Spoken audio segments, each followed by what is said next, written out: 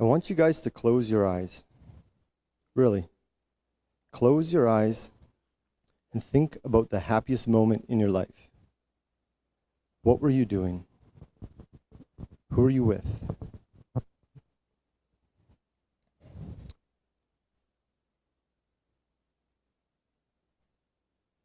Now that we have this happy moment imprinted in our minds, we're going to switch gears and talk about the most hated F word. It's not a funeral, it's not failure, it's not farting, but what is it? It's finance. And to make matters worse, we can't even talk about the most hated F word because it's practically a taboo subject. There was a study that was done that looked at the most hated conversations, and finance was a clear winner with 44% of the respondents. That is insane. It ranked higher than religion, politics, and death. That means we'd rather talk about Trump's most outrageous tweets than our own personal finances. I know, finance is a gross word. It reeks of paperwork, of debt, of guilt. A whopping 42% of Canadians report finance as the top stressor in their lives.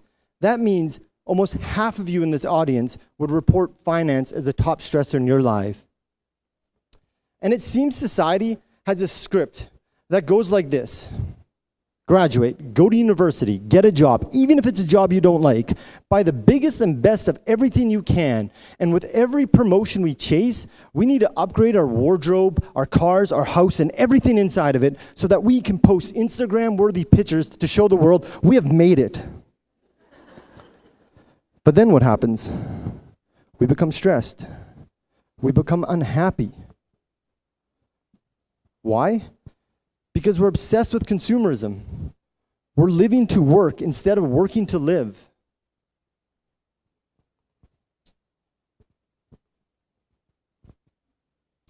As a professional in financial planning, I hear my clients stress every day about money.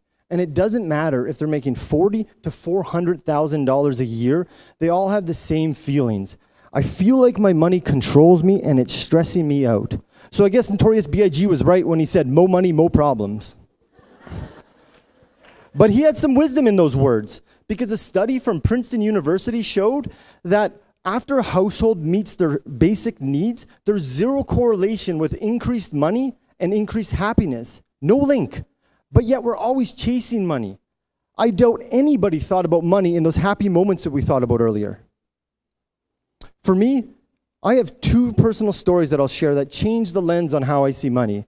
The first one was when my wife and I had this crazy idea. We decided to quit university and go travel around the world.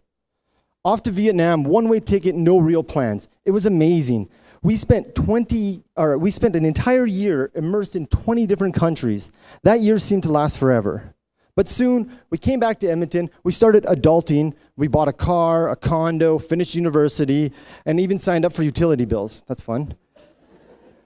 But we often reminisced about that trip. And one moment in particular profoundly changed how I see money. We were talking about a trip we took across India on this train, and we had this romantic date in the tin washrooms on this train as we both fought Delhi belly for 5 hours straight. Talk about romantic. But the odd thing was, we looked at each other and we're like, man, I wish we can go back to that time. Then it hit me like a lightning bolt. I thought, what is going on? Here we are, making good money, had all the fancy trimmings that came along with it. A house, a condo, an income that was 4 times as much as it cost us to travel around the world for a year. But yet we yearned to be back on that trip, even in a shitty situation. So what I learned was, money can't buy happiness. That's right. Against all of our thoughts and beliefs, money has no value in and in itself.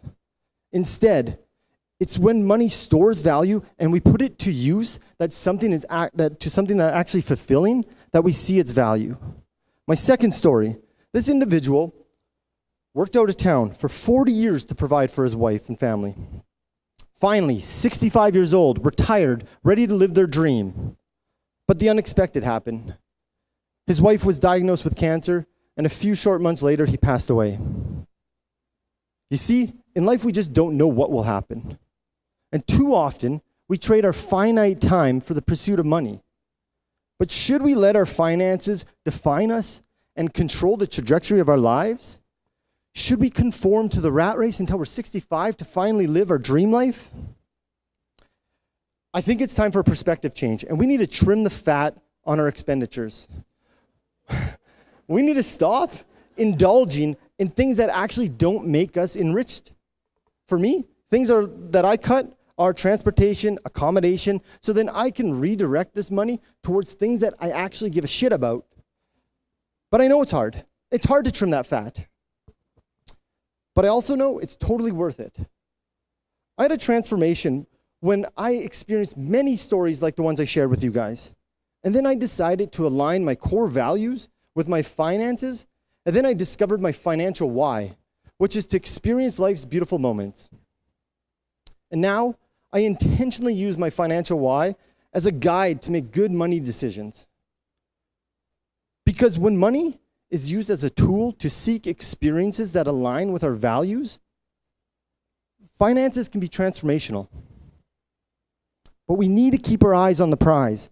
And the prize is spending our time and money on things that actually enrich ourselves. Because everybody wants in our pockets. We need to keep our eyes on the prize.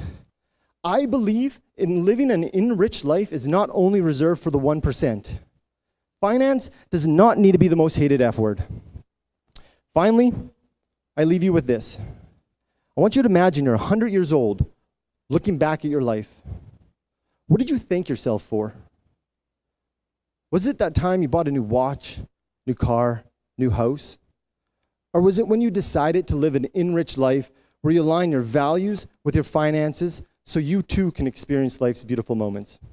Thank you.